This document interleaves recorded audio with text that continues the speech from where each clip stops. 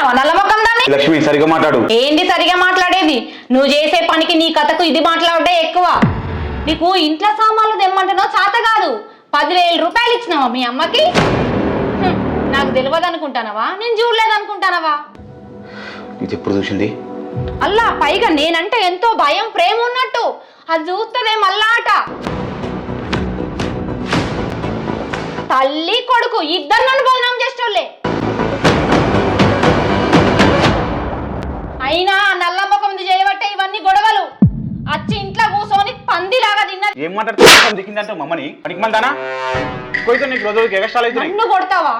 ఆ రోజు కూడా అట్లనే తప్పు చేసినావు. ఆమె ముందు కొట్టి నన్ను అవమానించినావు. పైసలు ఇచ్చేటప్పుడు కూడా అది చూస్తుంది అని చెప్పి మళ్ళీ అట్లనే బదనాం చేసినావు నన్ను. ఇప్పుడు ఏంది? ఇప్పుడేంది నేను చెప్పు.